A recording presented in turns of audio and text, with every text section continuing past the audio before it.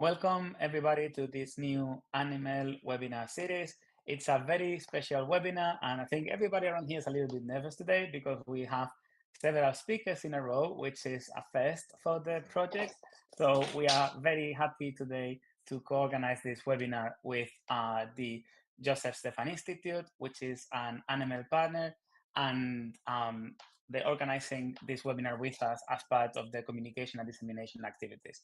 So today we have, like I said, several speakers, but first I want to introduce my colleague Suraj Gupta from the Joseph Stefan Institute, who is not only co-organizing this webinar, but also coordinated the speaker selection for today.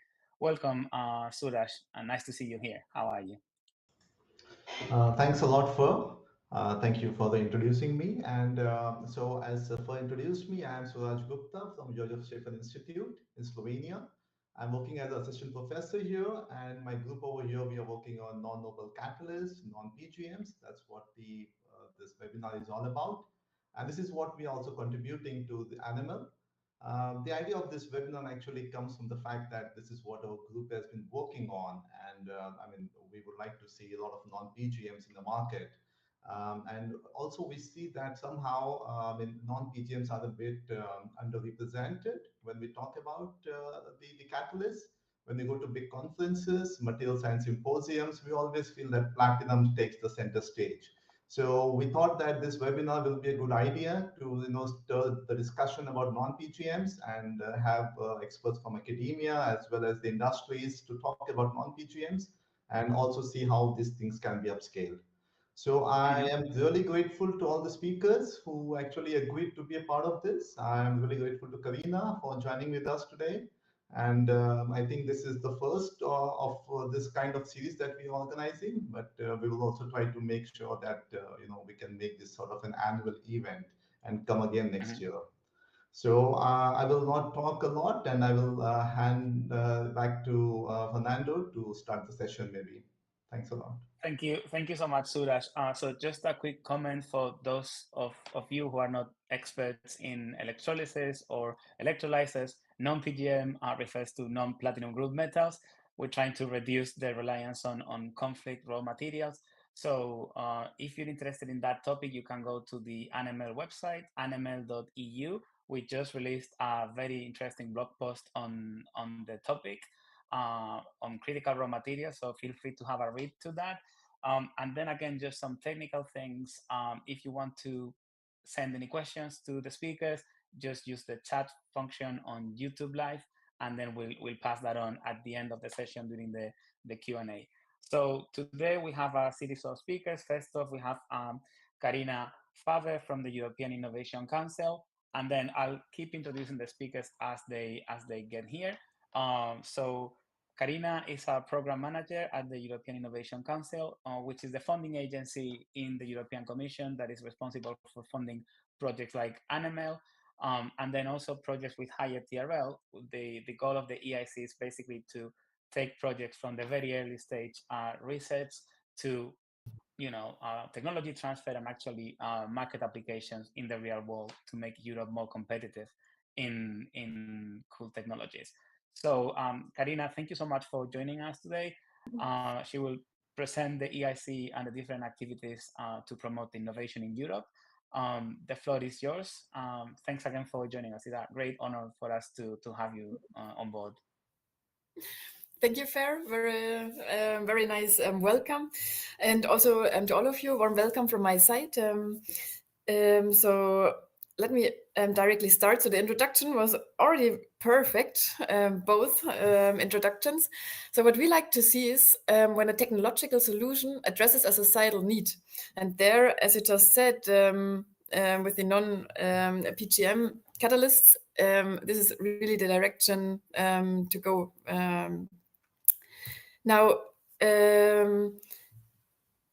for the societal needs, one very prominent one is, of course, climate change mitigation. And there at the European Commission, there's this vision that in 2050, we should be climate neutral. And how to do this? Well, we could have a circular economy, which is completely driven by renewable energy technologies. And at the moment, that there is a lot of development going on.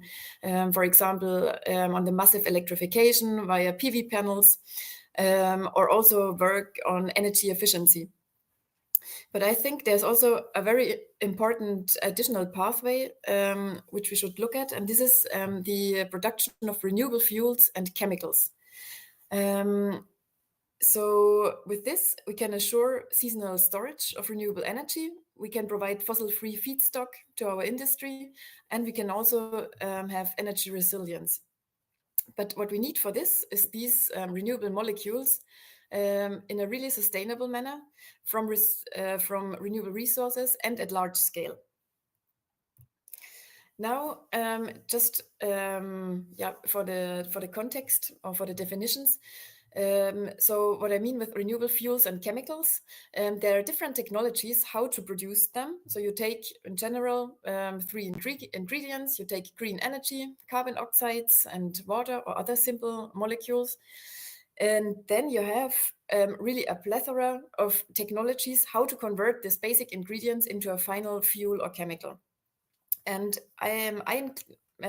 let's say in the following, I will name that artificial photosynthesis technologies, and then I include in there technologies where you directly store sunlight in the form of chemical energy. So that would be the direct routes, solar to X technologies. So there are no intermediate steps. We really reduce complexity and have a high level of integration. But it also includes power to X or carbon capture and utilization technologies, where you first convert solar energy into either electricity or heat. So for example, with PV or concentrated solar power. And this is then followed by an electrochemical or thermochemical conversion step. And not only followed, but it's again, the focus is on integration. So it's a multi-step process. Sorry to interrupt you, but I don't think we're seeing the screen in the webinar. So we're seeing your PowerPoint screen. So if you could go and just switch the screens, there should be a button to basically switch the presentation mode for the other one. I am in presentation mode. Yeah, but we're seeing the other one. If you should have a button up in the presentation mode that says switch screens, and then that should do it. No, I'm not in presentation mode. You are, but you will not see the now presentation. I am again. No, I just changed. You need to click on the button. Yeah, maybe share the whole screen and we will try that if that works. Oops. Sorry about that.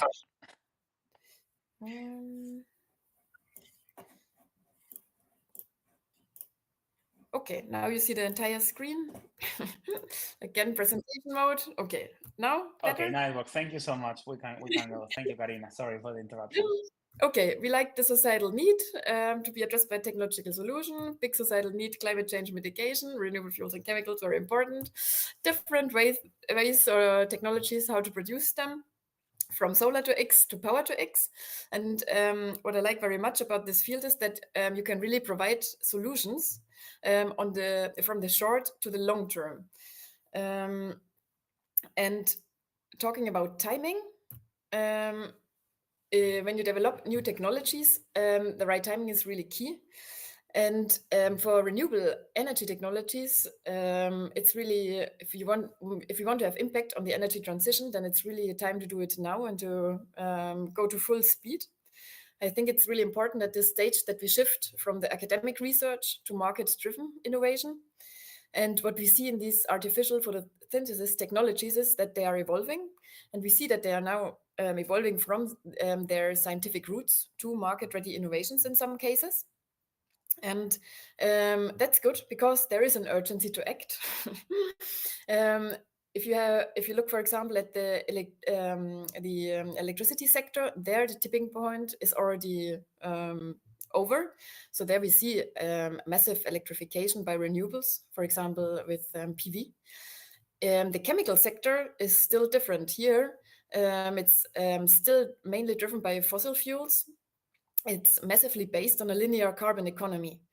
It's supposed to be the last sector to transition, and the tipping point is foreseen to be only in around 15 years. So that means for us, it's really the right time to develop these technologies, which would provide a circular production of fuels and chemicals. So it still leaves us some time to do some important developments in that direction. And why do we need this time? Because these technologies we just discussed, they are a deep tech domain. That means their development is associated with really high risk, high gain. So that's a challenge. And in innovation theory, deep tech means that you start from a scientific idea, often in the lab, and then this concept is often related to a high technological complexity. Both can be on the hardware and on the software level. And consequently, you also see in these deep tech domains really low success rates. The reasons are manifold, often because it's very much knowledge driven. It's often very capital intensive. You really have long commercialization times to go from the idea, from the lab to the market, and often you face regulatory barriers. Now, talking about your technologies, also the one, for example, the electrolyzers Animal is developing, I think you can tick a lot of the boxes I just said, and you see there's some support necessary. And so at the EIC, or in general, we need public support in these deep tech domains. And this plays a vital role. And in the following, I will show you how we do that at the EIC. So the European Innovation Council is dedicated to fund deep tech domains along the whole innovation chain.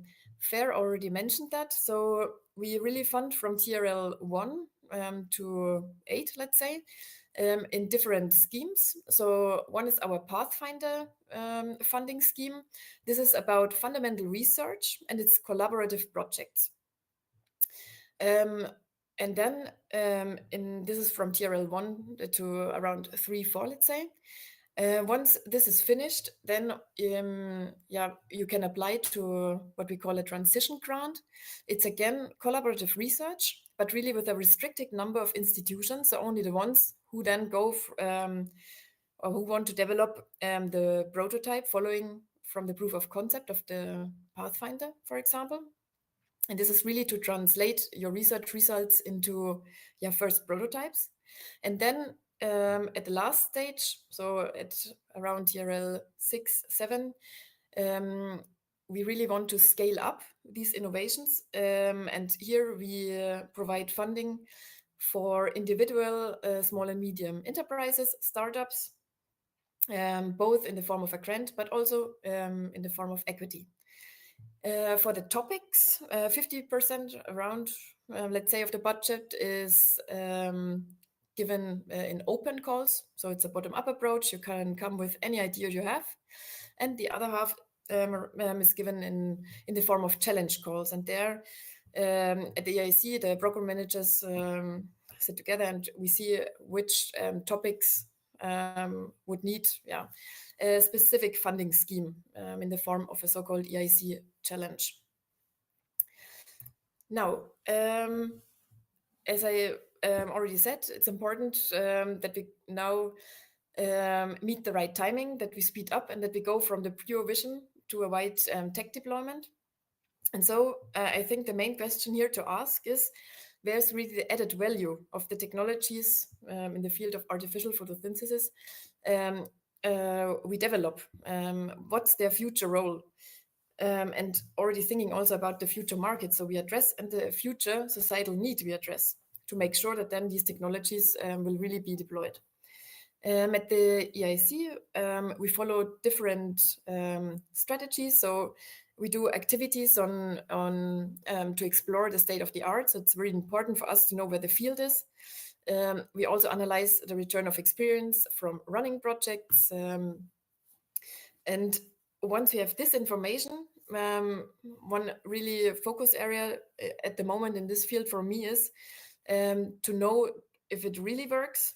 Does it only work on paper, or so this is to push towards common standards and benchmarks, because at the moment what we see also in scientific literature is it's really difficult to really assess the field, because there are claims of record efficiencies here, but then the lifetime was very small.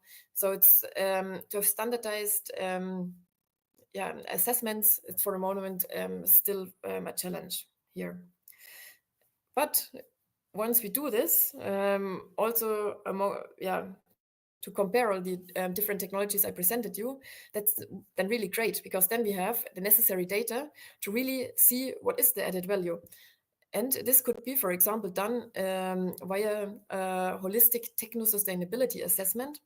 And so at the moment, we develop some kind of a framework where you then as a project or with the data you have could insert it and see, oh, perhaps my electrolyzer is so great because it doesn't use PGM, and this is my added value, and this I can contribute then compared to already commercial solutions.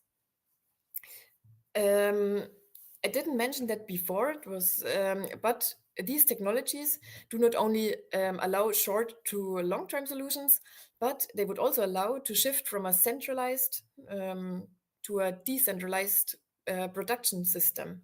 So that means instead of producing fuels and chemicals very centrally and then shipping them around everywhere, you could also imagine that you produce smaller quantities at many places.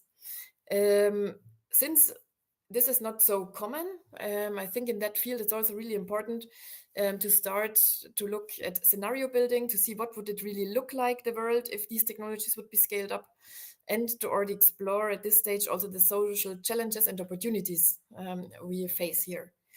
And of utmost importance, and so also again, thank you very much for this invitation today and for organizing these kind of events, is the innovation ecosystem.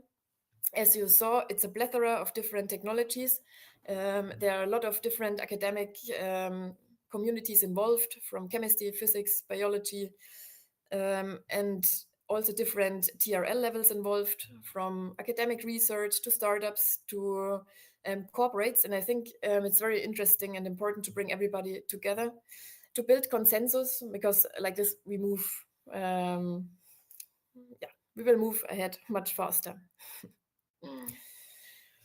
Now, when doing these analyses, for example, the return of experience of the projects, or in general project analysis, what we identified as future directions, also when we talk to the ecosystem, let's say, is where we see added value is when we go towards full circularity.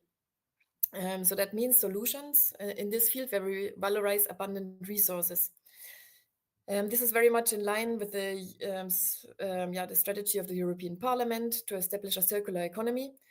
And so at the European Innovation Council, we have one portfolio of projects, the green hydrogen portfolio, working towards sustainable hydrogen production. It's 9 projects with around 29 million euros funding. And so Animal is part of it, but also, as I said, it's 9 projects in total. But here in this line, where we valorize really abundant resources, we have, for example, this scaling up of non-PGM catalysts. But there's also the idea to produce hydrogen, not from ultra pure water, like it is today, the industrial standard, but from wastewater or industrial waste, or to use synthetic biology and solar energy instead of electricity. And these could be promising directions. Again, this has to be benchmarked and with the right data put into more formal way, but this already gives an indication where an added value could lie if we really push it to a fully sustainable solution.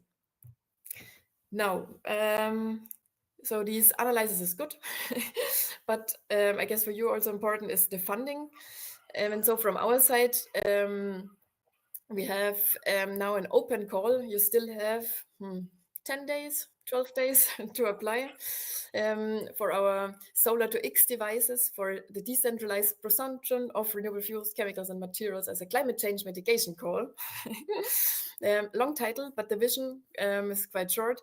We would like to see compact standalone devices converting solar energy and abundantly available resources directly into fuels, chemicals, and materials. And it's exactly what in line with the trends we just saw. So it goes towards full integration and using really the resources we have locally. In this call, we will cover 3 areas. One big area is on device development. As I said, we have to move from the pure vision to the next level.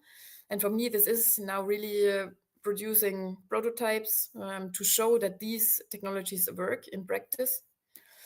And then another area is common standards, protocols, and metrics. So from our side, we also want to support this development, that we will have common benchmarks, because I think it's really important that we now start to have a fair comparison between the approaches and the devices. And last but not least, an area more on the fundamental research level, it's to really understand the underlying mechanisms, because at the one hand, we can already go to the device level. On the other hand, there are still a lot of fundamental things from the light absorption to the catalysis, charge transfer, and so on, which is not completely understood, but which could enable next generation better devices. And so this is also supported. So with this, just to say, we like very much collaboration. So as I said, this is an EIC challenge project call. So if you would win here, then you have close collaboration and interaction, guaranteed. So that means you not only pursue your own project objectives, but you work together with the other projects of the portfolio, which is also, as you saw, around, say, 7, 8, 9 projects. And the activities are technology, so that could be the common standards, assessment, legislation, because together we have a stronger voice also in the European environment, to say, hey, here is really a bottleneck that doesn't work.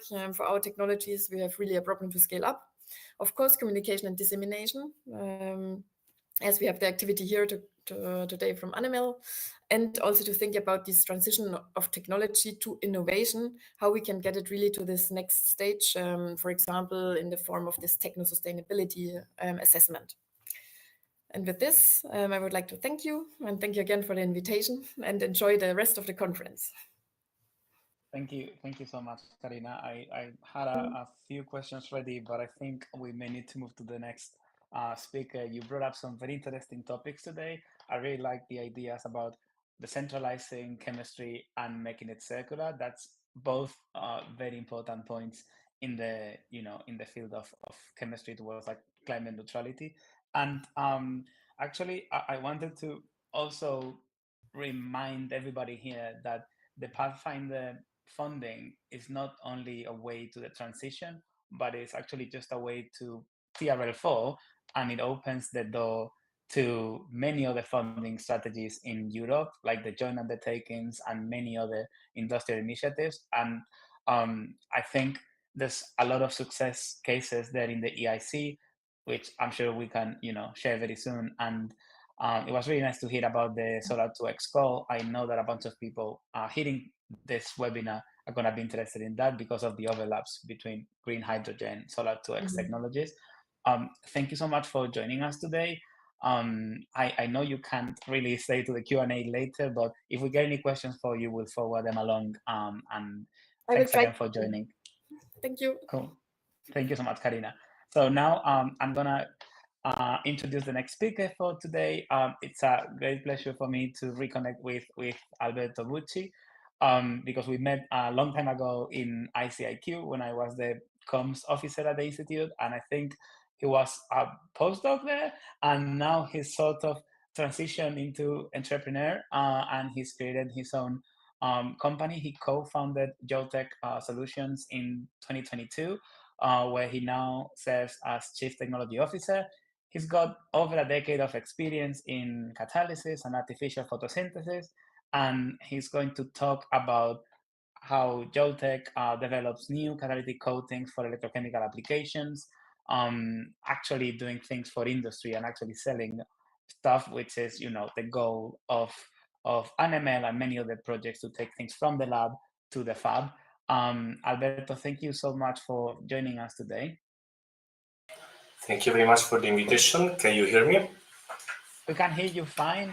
If you could maybe just share your slides so that everybody could see them, then we could proceed to the presentation. Thanks again for joining. I'm just in the process. 1 second.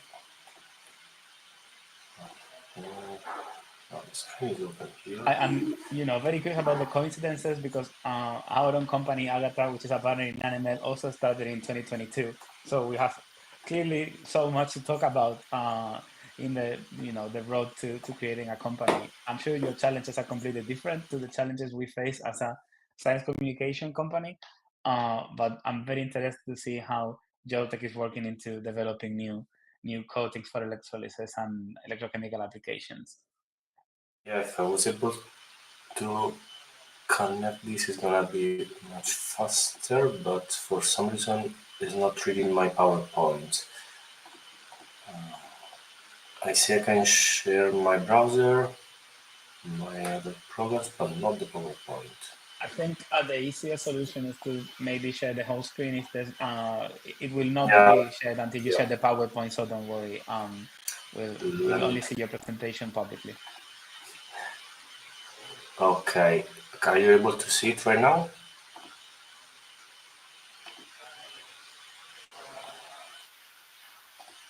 Okay, maybe like this.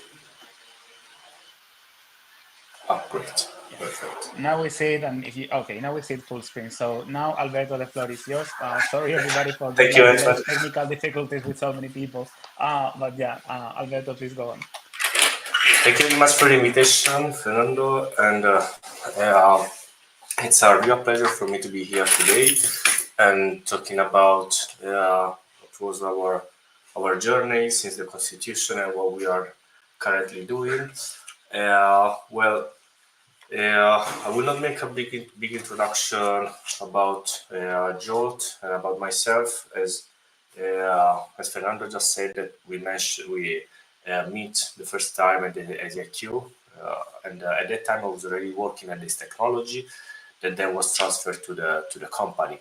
Now the topic of today I'd like to introduce you shortly is how we are trying to give contribution to the energy transition and where we think it's really important to focus the attention. When we are talking about green energy transition, talking about new materials is something very important and very fundamental. Now, I'm very sure that all of you knows pretty much about green fuels and green hydrogen in specific, what this means. Some people maybe a little bit enthusiastic call it the holy grail of energy. Again, maybe it's a little bit over-optimistic because the energy transition is a very complex problem.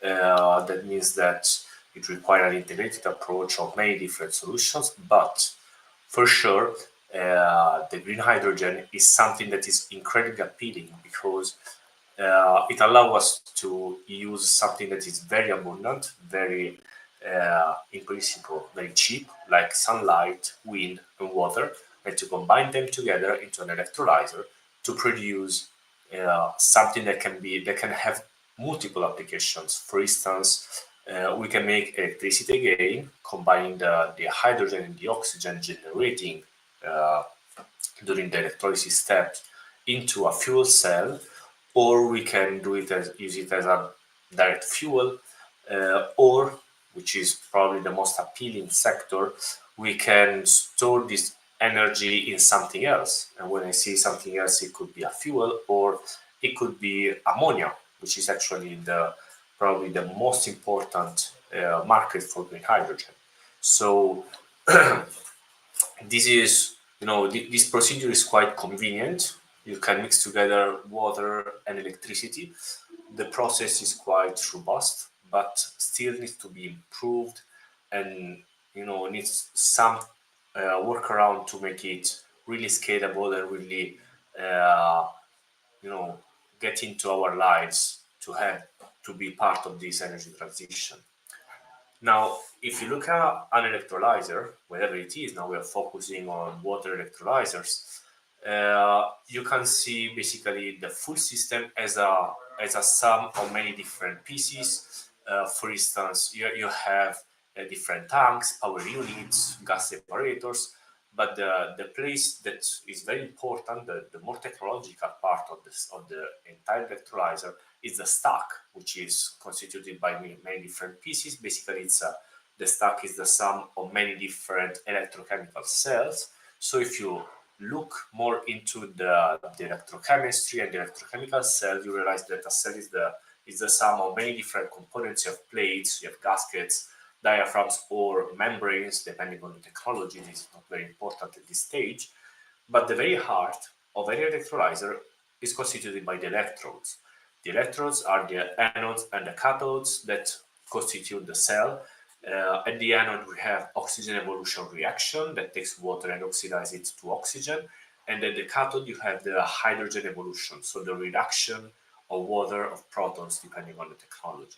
So if you look better at what an electrode is, we easily realize that it's something incredibly simple in terms of a general concept, because it's just the sum of a substrate, which is a metallic substrate, which could be mostly based on nickel, for instance, for alkaline electrolysis.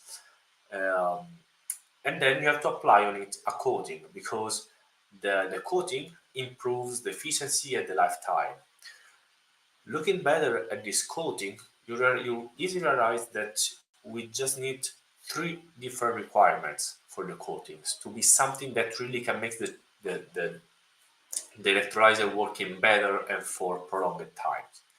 The first one is the scaling up. Afterwards, you have to look at the overpotential must be very low to improve the efficiency, so reduce the energy consumption of the electrolyzer. Please remember that an electrolyzer is an electrochemical device that, as I said before, it absorbs energy somehow to generate hydrogen. And then we need to have high durability, because you don't want to refurbish the electrolyzer many times very often. You want it to work until 10 years time, or possibly beyond that. So these 3 requirements are very important. I have to say that most of the scientific literature that you can read about focus pretty much only on low overpotential, mostly, sometimes on durability, and you can see plenty of review papers and so that claims to have scalable processes for making electrodes. I think it's something that could be somehow arguable, because we always need to put in the right context the expression scale up. What does this mean? So if we look at the real need for electrolysis, the goal that is in the Green Deal we try to put is 150 gigawatts of electrolysis by 2030, which is an astonishing number that corresponds to a total electrode surface, anode per cathode, of around 30 million square meters. And this is something that is just the very beginning, with a huge growth to come. So this number is something that immediately tells us that it doesn't really matter if your catalyst is the best in class in terms of activity or stability, durability, and so on and so forth. It was nothing if you cannot meet that demand, if you cannot produce millions of square meters. So any claim about scalability should be put in the right context. And the context is this number here that we can see. And this number only accounts basically for alkaline electrolysis, but as you can see here, the market is dominated more or less 70-30, but possibly more close to 80 to 20 nowadays for alkaline electrolysis. So those are the numbers of the energy transition. It's really critical to understand it deeply. Now, coming back to a little bit of science, how do we prepare electrodes? There are different technologies, all related to chemical methods. We can see electrolysis deposition, electrodeposition, thermal decomposition methods. All of them are something very known in the literature. I will not go much into the details, but they have, let's consider the first 2 methods pretty much the same in terms of industrialization and processing, because they are both batch processes. You need to use a large amount of chemicals, of baths, and this is something that is not really convenient. Instead, thermal decomposition is something that you can do in continuous, but it takes an exaggerated amount of time. to produce just one electrode. So the very reason is because in thermal decomposition methods, what you do is to brush some sort of ink on the electrode surface and then put it in an oven for the calcination, and then brush it again, oven again, and repeat it over and over until you have the final electrode. It can take really forever. So what we develop in Jolt is something a little bit different. It's a technology that goes in the direction of the thermal decomposition method, but it's actually an improvement. From a, let's say, process point of view, it is very similar to a normal thermal decomposition method. But the difference here is that when we formulate our inks, which is our current real core knowledge, then we add some reactives and additives that allow the reaction to be faster and to be more effective. So we prepare an ink, we spray it onto the substrate, and then we have a exothermal reaction that lasts few seconds, ultra fast curing that at very low temperature for a very short time produce the electrodes. So the point here is that this technology is a platform. We can do many different things, but between what you can do and the real products you can put in the market, there is a huge development that must be done. So despite its simplicity, its extreme simplicity, which is the good side of the technology, the process of making an actual electrode has many different parameters. So I want to show you a little bit how this approach we approach electrode development. So I will start between the difference between academic R&D and industrial R&D. I think it's very important to understand the differences.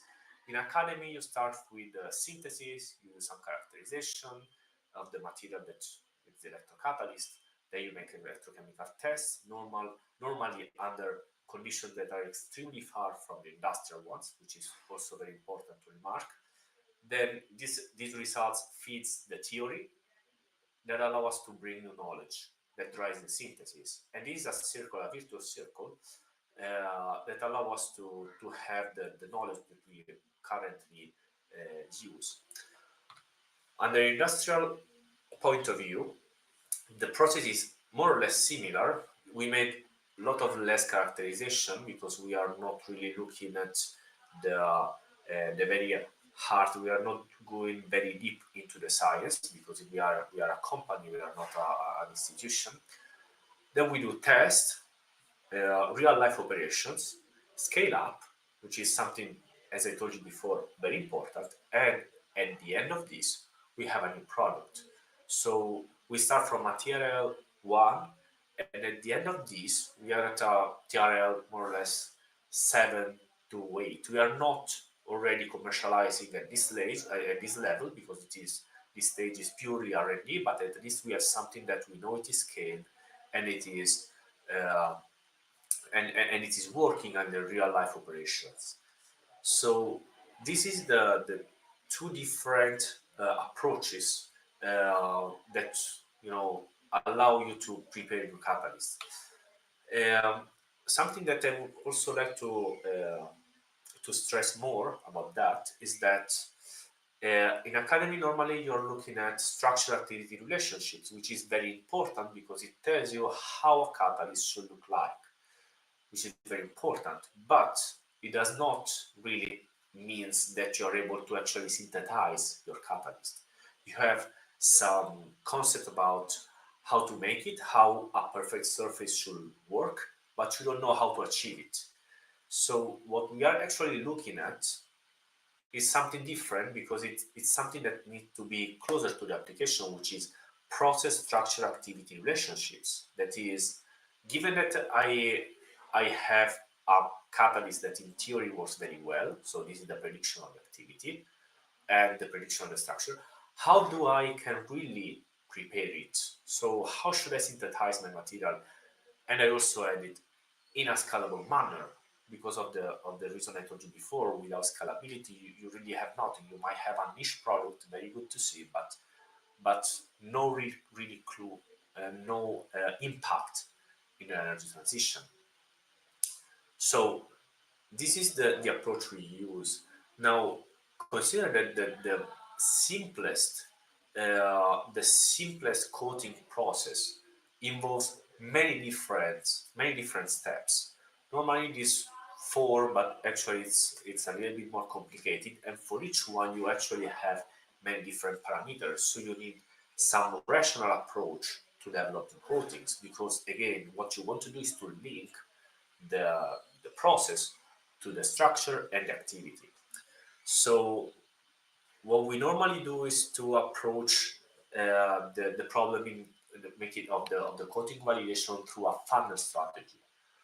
We start from simple polarization curve in 3 electrodes. So these are very basic experiment, but they give us the let's say the exact value of the work potential at a certain amount of current. And if you look at the current, we're already far below, far above what you normally see in the literature, because again, those systems must be tested into real life operations. Then the following step is making long-term tests. So you apply this in a real flow cell, and you see after cycling, after many different operations, what happened to your catalyst layers. And finally, we also do some specific tests against reverse current, which is I'm not going to go in very big details here, but when you operate an electrolyzer, you want to shut it down quite often, and every time you shut an electrolyzer down, you have a problem called reverse current. So the electrolyzer behaves as a fuel cell, and this literally destroy your catalyst. So we need to do also this test. And as you can see, we start from a simple assessment of performance to a long-term performances to very specific problem that could be uh, generated by customers' needs or something. So this is not something easy and requires a lot of know-how. Of course, it needs a lot of validation. All of them are experiments, so all of this needs to be carried out, because what we have in mind again is a funnel strategy in which we start with new catalyst. We are at TRL that is very low.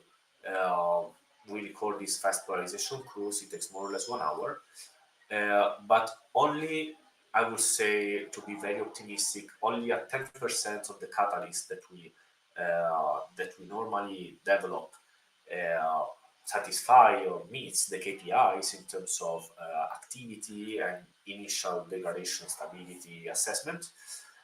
So the ones that really meets the KPI can be tested towards accelerated degradation tests. And normally less than 3% of the initial candidates are actually the good ones that can be tested for 1,000 to 10,000 hours. And in the end, if you are very, very lucky, you have one catalyst that is already at a TRL of 5, 6. So you can start with the scale up, which brings you to a TRL of 7. That's a little bit the idea. How are we able to scale? Well, because the technology at the beginning, when we thought about that, when we developed it, was thought to be intrinsically scalable. So in this sense, we don't have that headache of wondering if we are able to scale the products. This is something that we normally are able to do. So we can only focus on the problem of the new catalyst development. As a result of the scale up, well, now we are currently doing electrode of this size. We are talking about 2 by 3 meters. So for a total surface of say 6 square meters. So this is a little bit the process where we are now.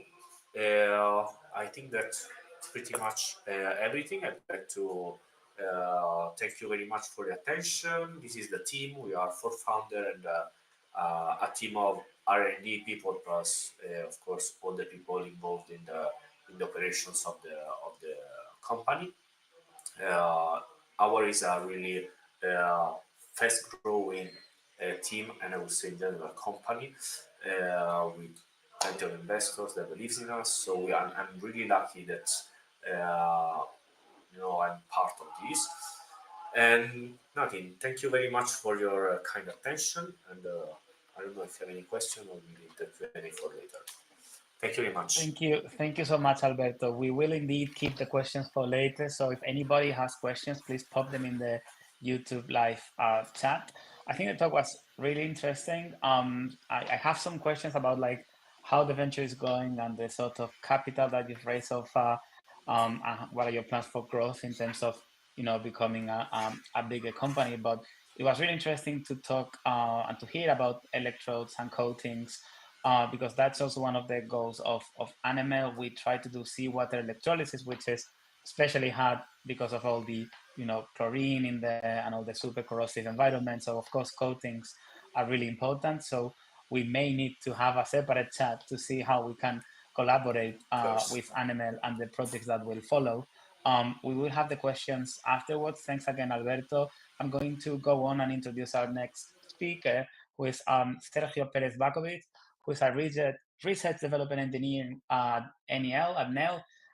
He's a PhD in chemical engineering with a very interesting background in academia and industry. He's been going from one place to the other, so he's got a very cool experience there. And it's actually very nice to connect his talk with Alberto's, because he actually leads a group that works on the development of large-scale production of electrodes for electrolysis. So we can go from the lab and startup scale to the big industrial scale and see how this works really in a company, as well as seeing the work that is being done in an ion exchange membrane electrolysis industrially. This particular type of electrolysis is precisely what we are developing in NML for seawater electrolysis. We also have a blog post about electrolysis in our blog in nml.eu. And in particular, Dr. Perez-Bakovic is going to speak about going away from platinum group metals and critical raw materials and making that possible at an industrial scale. Sergio, thank you so much for joining. I think we can already see your presentation. So if you want to proceed, the floor is yours. I don't think we can hear you though, so maybe you're muted. We need to make sure that we unmute you from our end as well. There you go. Can we try now? Yeah, that works. Okay, perfect. Thank you. I was just saying thank you so much for the kind introduction. Yeah, so I'm going to be talking today about a non-PGM catalyst for water electrolysis. Some of just before we start, just a quick tip that we cannot see the full screen presentation at the moment, so maybe we need to switch screens or something like that, just to make sure.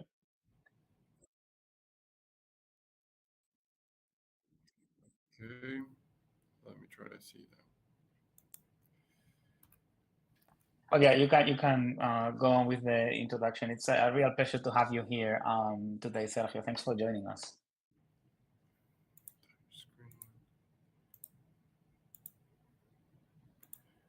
Okay, now we can see. So, yeah, perfect. Thank you so much. Okay, perfect. Yeah, no, thank you so much again. Long introduction, but here we go.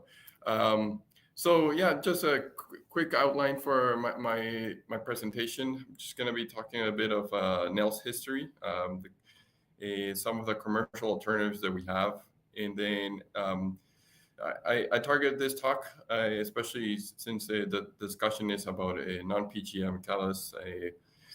For some of the applications that we are interested on non-PGM catalysts, some of the research that we have ongoing, that's a lot of it's public, a lot of it is granted and funded by the Department of Energy. So I'm going to be talking about that application and then trying to outline here some research opportunities for the non-PGM catalyst community, specifically for AEM electrolysis.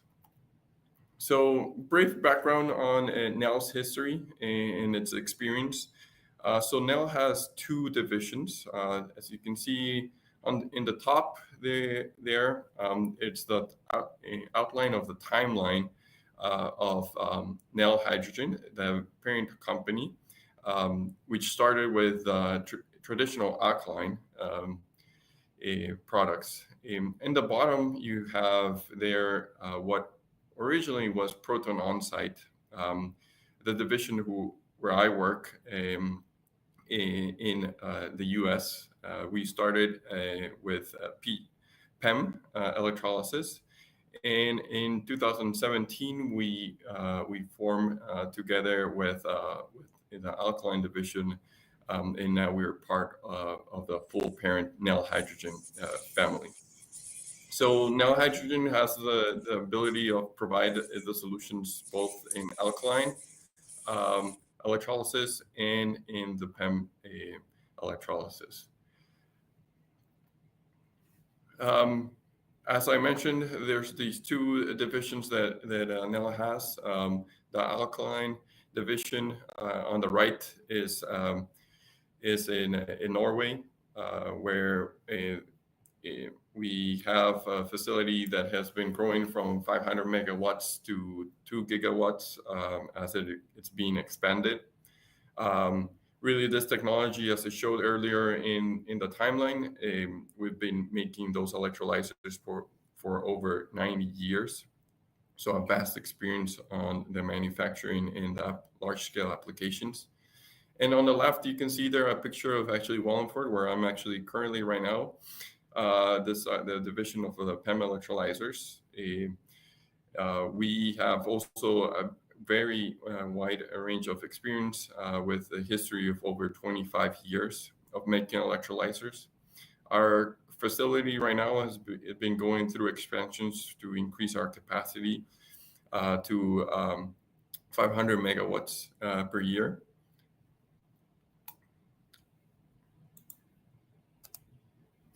So with these two commercial technologies, one being the alkaline and one being the other side being the proton exchange, kind of trying to give here a little bit of context. What are the differences? Just I know these are pretty well known, but just to outline them.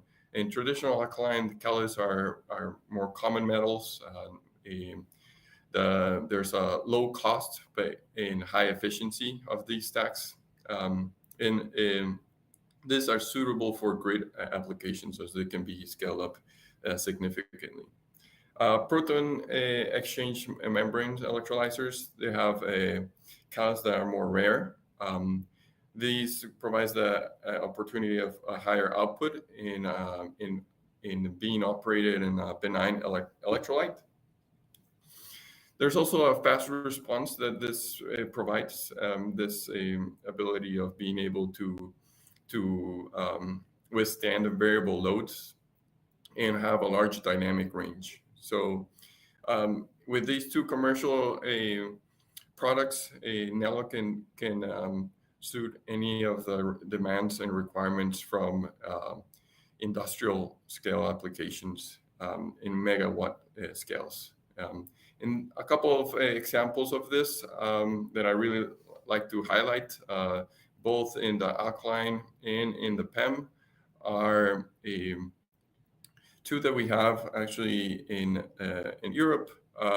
One on the left side is an example of our 20 megawatt alkaline facility that was placed in Denmark. This is a really nice example of how to take wind power to convert it into hydrogen for the application of mobility and refining. And on the right side, you can see there the plant that we have with 20 megawatts for PEM in Spain. This is an example of converting solar energy into hydrogen for the application of production of ammonia. So now that I've shown a little bit of the Nel's history and some of the commercial alternatives that we can supply to the market, I'm going to discuss a little bit more on the applications of interest for non-PGM catalysts. So as I've mentioned PEM electrolysis has its advantages. There being the high current densities, the compact design, the pressurized hydrogen, the rapid response. However, there's areas of improvement as there are expensive materials and catalysts that are used in these electrolyzers.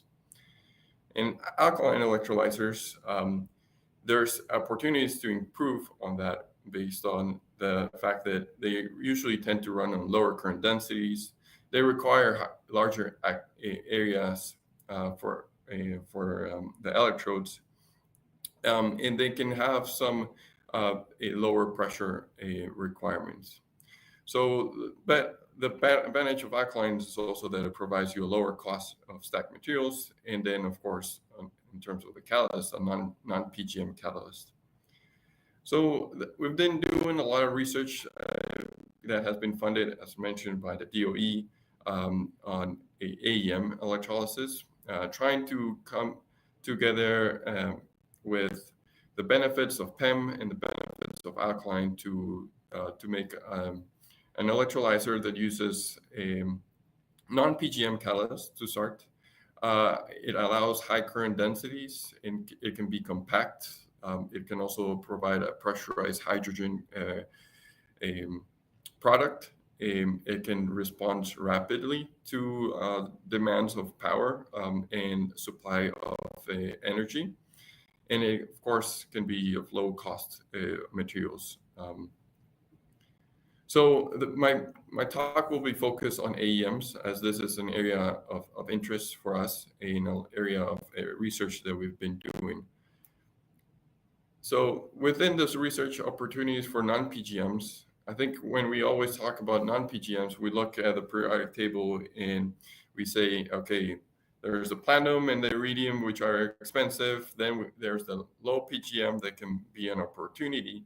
But of course, we want to target for this application non-PGM. So talking more specifically about iron, cobalt, nickel, mainly targeting those catalysts as they've been also been proven for applications already. When we look at the application of this catalyst, here you see a polarization curve on the right. And one of the first things we always emphasize and look forward in a catalyst is the cell efficiency. So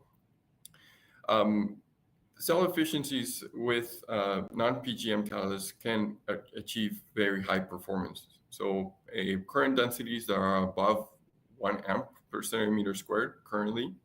You can see here in the plot to the right a very nice example of two catalysts, both of them non-PGM. The first one, which is in black, it's a non-PGM catalyst that is a monometallic of composition. And the blue line in the pole curve is a non-PGM, which has a bimetallic composition. So you can see from the pole curve there, very nicely, the bimetallic catalyst improves the kinetic region, starting the reaction faster, and it is able to withstand operating at high current densities, as demonstrated in the pole curve. What is important, though, to highlight to the community is that efficiencies are critical in non-PGMs. And these have to be targeted at currents that are above 1 amp per centimeter square and stay below 2 volts to be efficient and to be competitive. If we take a step back, though, and maybe introduce a little bit more of what is AEM and the cell components. So in AEM, we have a conductive polymer in the middle that transports the hydroxide from the cathode to the anode. And you can run this with the cathode as well with an electrolyte, or you can run this with only an electrolyte on the anode. You can see that there are several different layers that are important in a cell component and for these products. A breakdown of the cell components are seen on the right side, where you have a cathode, a gasket, membrane that is put between the cathode and an anode. And of course, you have the bipolar plates also on the sides. So all of this is what allows the reaction of the anode and the cathode to produce oxygen and hydrogen. But what is really important is also the interactions of the non-PGM catalyst with the other cell components. When we talk about non-PGM, we need to also start understanding what are the interactions of these catalysts with the ionomer, with the membrane. Also, what are these interactions with the PTL or the GDL? How do those allow the catalyst to be active and stay active? And at the same time, what are the interactions of those catalysts with the electrolyte? So I know that this presentation is in this group is interested in seawater electrolysis, so thought I'd be interested in talking a little bit of electrolytes there, as this can have a huge impact on the performance. So as I mentioned, electrolytes can flow on the anode and the cathode. Here I'll be presenting some data of studies where we've done on AEM cell performance, where the anode is the only side that has the electrolyte. That being water, potassium carbonate, or potassium hydroxide. So over the years, throughout all the work we've been doing here, we've been testing several different cell components, catalysts, and everything.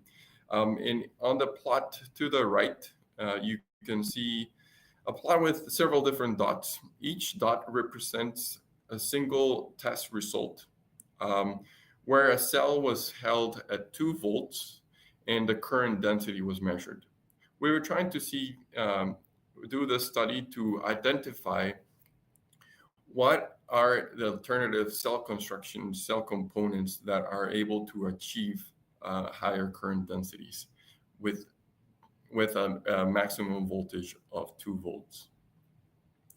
And within this study, we had the target of 1,000 milliamps, or 1 amp per centimeter squared, as this was a goal from the EU a couple of years in terms of a performance of what AEM should have in DI water.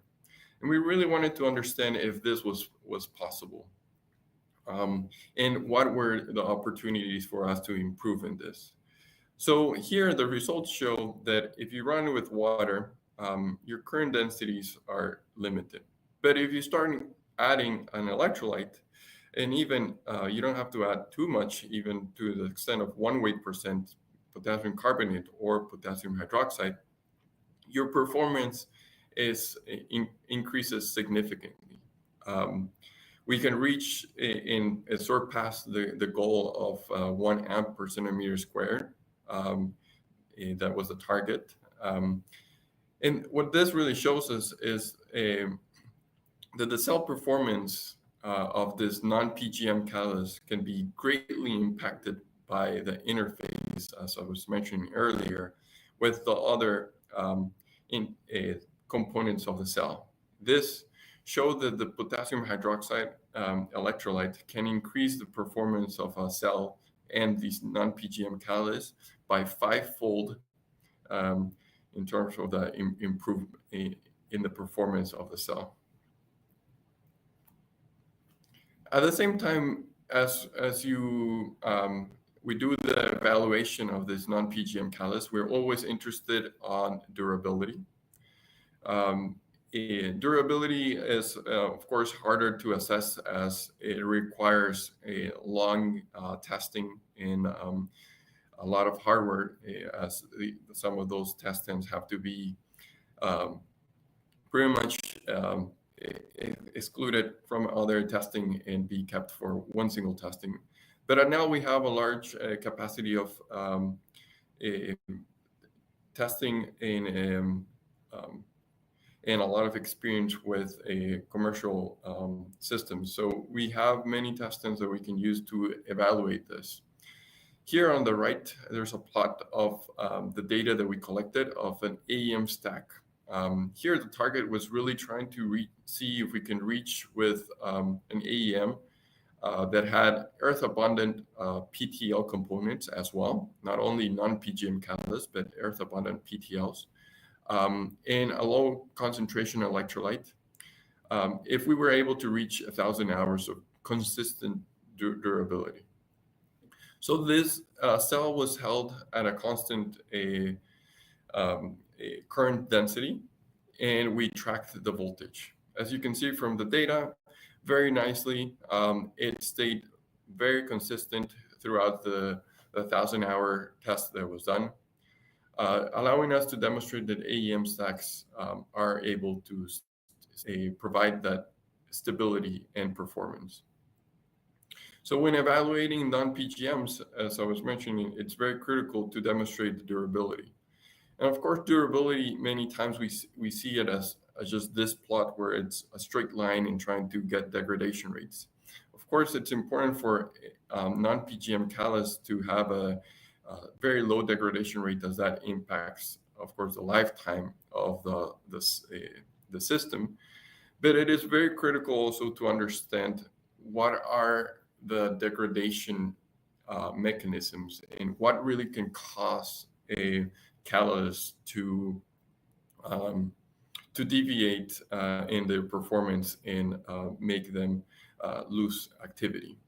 So one thing that is very important is also to understand on the non-PGM catalysts, what are these degradation mechanisms. To the right, I have a picture there of a Porbet diagram of nickel, one of the very common non-PGM catalysts or materials that are used on electrolyzers. And you can see there that there are several different phases that the nickel can be depending on the potential and, of course, the pH and the environment at which it is. So understanding how these catalysts transition and degrade within the system are also critical. So this is important because the system will never operate only at a constant current, even though that is, of course, a goal, and it can help us assess one catalyst versus a different. Systems will have intermittent operations. That comes not only from the fact of the demands from the power supply, or whether the electrolyzer is powered by renewable or a different type of energy. There will always be intermittent operations that will cause the system to shut down and restart and things like that. Of course, there's also a demand in terms of that because of the applications and whatever the demand for the product, the hydrogen is for the electrolyzer. So it's really important to understand what corrosion or failure mechanisms can these non-PGM catalysts have to really be able to design non-PGM catalysts that can improve the performance and, of course, provide that that performance over time and be able to apply it. So in summary, just trying to finish up here, hope I showed you a little bit of Nell's histories, what are the alternative commercial applications that we have in solutions in our commercial lineup. And hopefully I also was able to outline from the perspective of the research that we do here in AEMs, but with the perspective of industry that we have. What are the areas of interest that non-PGM catalysts in the community need to be aware of, that being the efficiency, the interactions with the cell components, and of course the high demands of durability and the critical understanding of degradation of this catalyst, so that we can develop newer technologies that include non-PGM catalysts. Thank you so much, Sergio. It was a great talk, and it was really cool to see what you're developing at NEL in terms of scaling up to like real industrial settings in electrolysis to make green hydrogen, like even greener with non-PGM solutions and non-PGM catalysts. Like I said before, we are going to hold the questions until the end, where when we'll have like a Q&A session with all of the speakers together. But thanks again for joining us. And now I'm going to introduce our next speaker, who's already here with us today. I'm really pleased to introduce Kelsey Stoerzinger from the University of Minnesota. She's an expert in chemical engineering and materials, like I said, working at the University of Minnesota. And before that, she worked in Oregon at the Pacific Northwest National Lab in the US, where she was a postdoc fellow. Before that, she did a PhD in MIT. She's got an impressive career in chemical engineering and materials and specializes in non-PGM electrolysis. So we're looking forward to your talk. Welcome to the webinar, Kelsey. How are you? Great, I'm well. Thanks very much for having me. Yes, it's a pleasure. And thanks to both you and Sergio for joining in like so early, that side of the pond. We're like sort of mid-afternoon here, but it's very early for you. So thanks for doing that effort. I see that we can already see your slides. So yeah, I think that the floor is yours. We really look forward to your talk, and I really don't want to waste more time now, because then we'll make the most of the Q&A session later. Kelsey, thank you again for joining us. The floor is yours. Great. Well, thanks so much again for having me. So I want to tell you a little bit about some of the more fundamental aspects of investigating non-platinum group metal catalysts that we've been looking at for water oxidation explicitly. And so I have kind of an assortment of vignettes and stories to tell, but I think I'll kind of focus some of the efforts on things that I think might be of most interest to this community. All right, so we've heard a lot about the aspects of water splitting in general and different constituents of alkaline-based electrolyzers. The work I'm going to talk about today is based on fundamental investigations, and so these are explicitly not measurements done in a stack, but I give you this context for our work, where we're interested in understanding how we can develop more efficient catalysts for the oxygen evolution reaction, which is the one, or the half-cell reaction that has the largest contribution of overpotential for water electrolysis. And so we're interested in understanding the intrinsic activity of materials, so providing really benchmark measurements that are also complementary to theoretical approaches, and then ultimately to design improved catalysts for these reactions. And so I wanted to start with this motivational picture, although I think many people in this avenue might be familiar with this. And so this is looking at really benchmarking work from JCAP back in 2013, so a bit dated now, but it shows that looking in acid-based environments for oxygen evolution. This is looking at overpotential after 2 hours versus overpotential initially at 10 milliamps per centimeter squared. We can note this is 2 orders of magnitude lower than Nell was talking about as good targets for device level architectures, but really you're just limited to iridium dioxide. Whereas if you look at this environment in 1 molar sodium hydroxide, this is in a bulk-based electrolyte, all of these transition metal oxides in the first row are really the most active and also stable. And so this is motivating to us. Many people in the community have looked at nickel-based oxide materials for these reactions. Here I show an example. This is based on the work that this particular material, the most active and stable here, was synthesized. It's a high surface area material developed by electrodeposition. You can see from scanning electron microscopy, this is high surface area and roughness. If you look at transmission electron microscopy, you can see that this is very thin layers of oxyhydroxide-based sheets, ultimately under reaction conditions.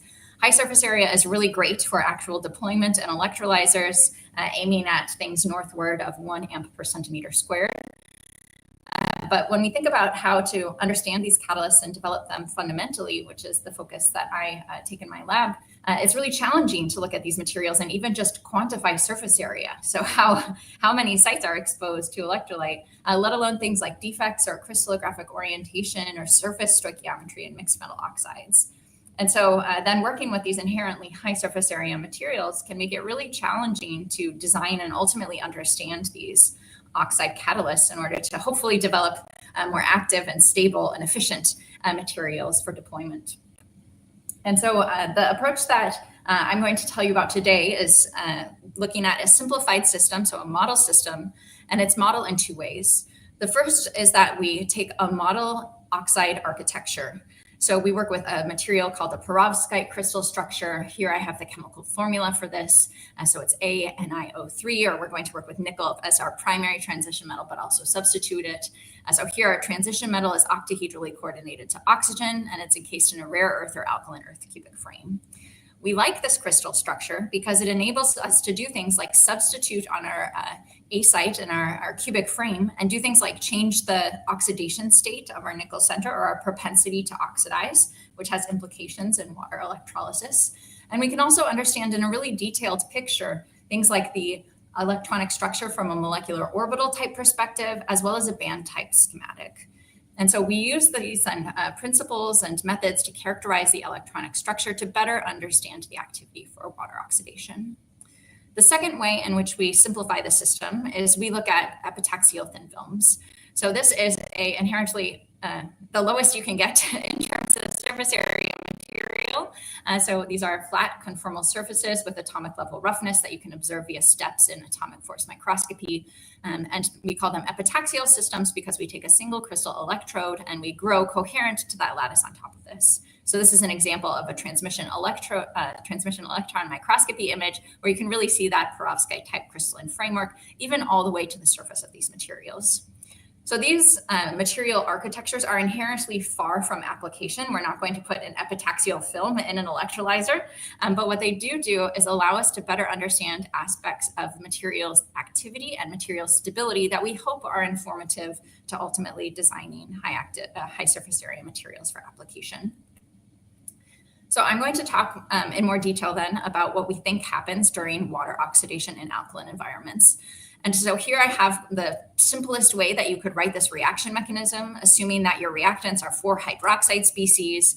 You then evolve oxygen gas via a concerted 4-electron and what we typically refer to as proton transfer steps. But in this case, they would be referred to as hydroxide ion transfer as well. And so here we have an initially hydroxylated material. You then remove a water from the surface to form a doubly bound oxygen. You form a hydroperoxo group, a peroxo type species when you deprotonate this, and then ultimately evolve oxygen and replace hydroxide on the surface to complete the catalytic cycle.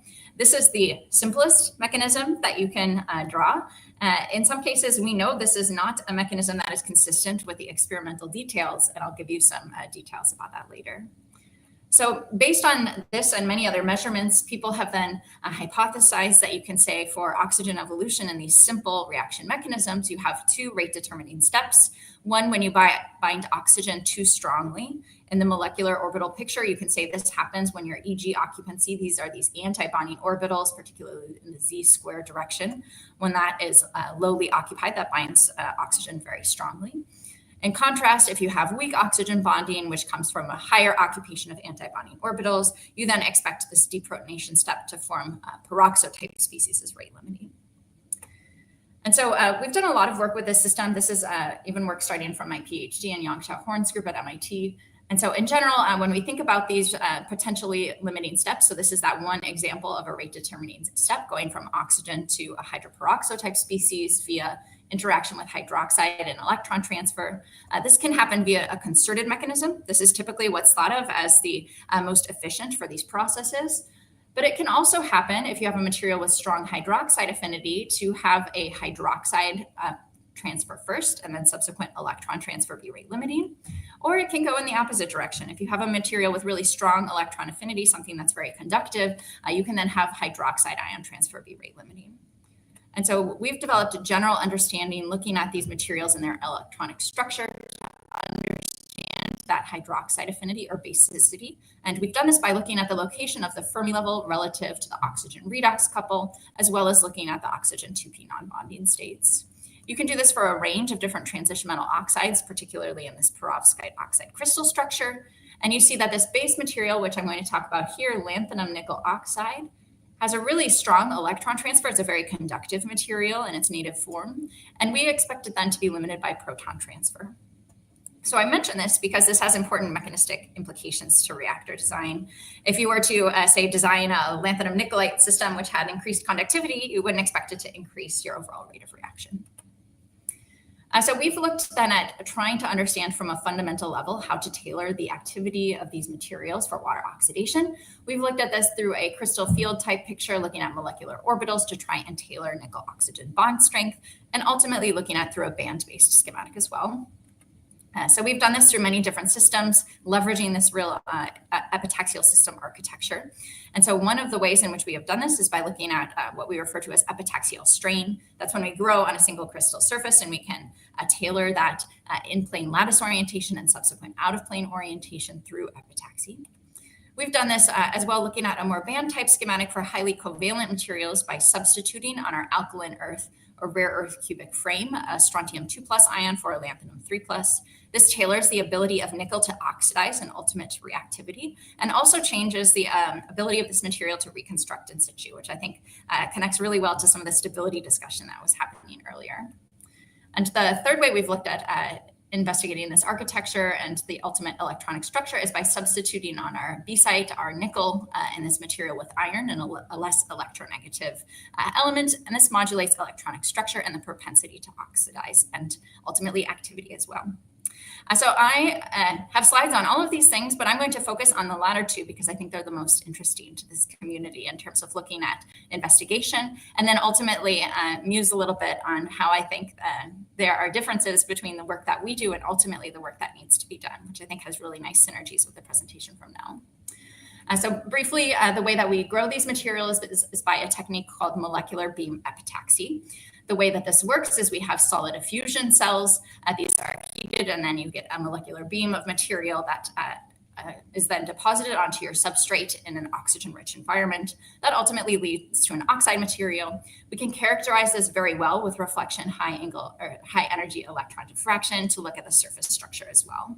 So here you can see, for example, a perovskite material with a really nice, well-defined surface. You can characterize this surface by approaches like atomic force microscopy.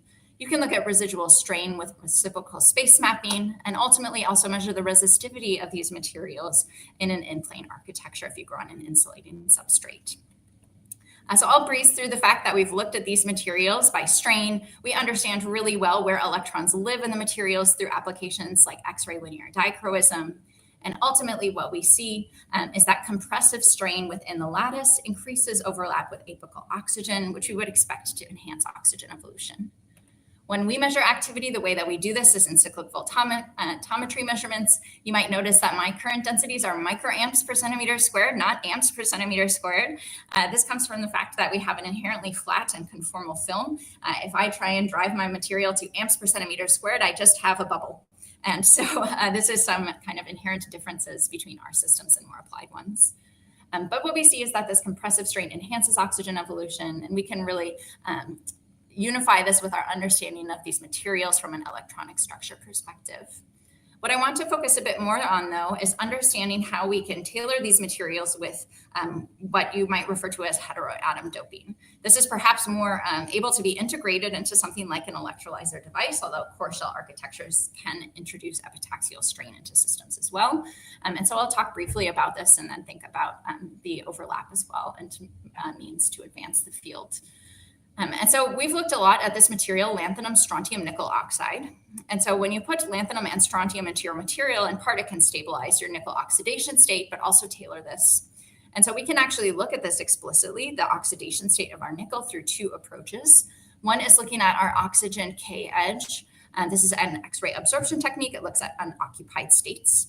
And what you can see is that as you incorporate strontium, this is going from 0% strontium to 50% strontium, you promote nominal nickel oxidation.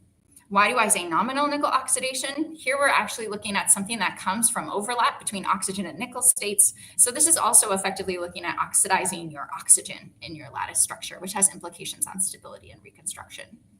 Of course, you can do the same thing looking at nickel. You can look at the nickel 2p from X-ray photoelectron spectroscopy, looking at that peak position in full with half max to observe the same trends.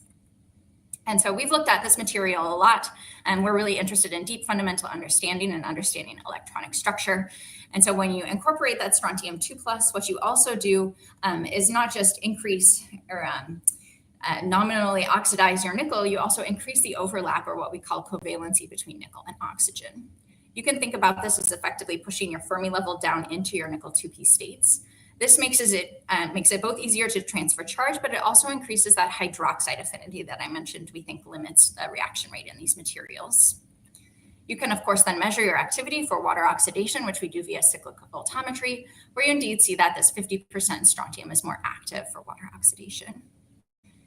So I wanted to mention explicitly here that I said that we were increasing nickel oxidation state and that we improved OER, but that we also effectively oxidized our oxygen. So I wanted to talk a little bit more about this, because we typically think of our transition metal as the active site in these reactions. And so one of the ways that we've gone about this, and I mention this because I think it could have some implications in terms of looking at the large scale kind of reactor design. And so when we put our activity on the reversible hydrogen electrode scale, this accounts for any differences in proton activity that we have within our system macroscopically. However, what we see is that when we do this in different pHs, this is in potassium hydroxide, what we see is that we have a higher activity in pH 14. So you can explain this from a couple different strategies, or a couple different origins. One possible origin could be that what you're doing is restructuring your material and you have more active sites at these higher potentials. Another could be that you have some very small amounts of contaminants that are inherent to your potassium hydroxide, although we use semiconductor grade, and that these increase your activity as you have a higher concentration of those salts in solution. And the third is that we actually have a difference in mechanism, which is now pH dependent. And so we've investigated that explicitly by doing oxygen isotopic labeling during our reaction measurements. So what we do is we actually label our electrode, that's our oxide, our active material, with oxygen 18. And then we look at the concentration or the relative abundance of oxygen 18 relative to the natural isotope of oxygen 16 from our electrolyte within that material after OER. What we see is that if we just soak our material in hydroxide media, we don't have any exchange of oxygen, or appreciably so. However, if we drive oxygen evolution, we have oxygen exchange within about the first 2 nanometers of these epitaxial thin films. This is a measurement which this particular architecture is incompatible with high surface area materials. What we can actually do is take a cross-sectional transmission electron micrograph after our reaction. And so this gives us really unprecedented insight into what the surfaces of these materials might look like after water oxidation. And so we can see that in some cases, we can actually count the unit cells in these materials, because we know exactly how many unit cells we deposited with our technique. So in some regions, we have a top crystalline layer all the way through, I think this was a 20 unit cell film, all the way through the surface of that material. However, in other regions, we have what we refer to as local amorphization. This means that the nickel is still present on that surface, but it has lost the crystallinity of its perovskite oxide structure. And so this then perhaps gives some insight into what could be happening in these materials at these higher pH environments as well. So we can also probe this experimentally. We use a technique called ambient pressure XPS. This is pretty fundamental in nature, but it lets us look at that rate determining step in great detail on peroxide formation. But the last thing I really want to talk about in this avenue and with this community is looking at a substitution of other transition metals, so first row non-PGM materials in that what we call B site of the perovskite oxide, where explicitly we're interested in iron incorporation.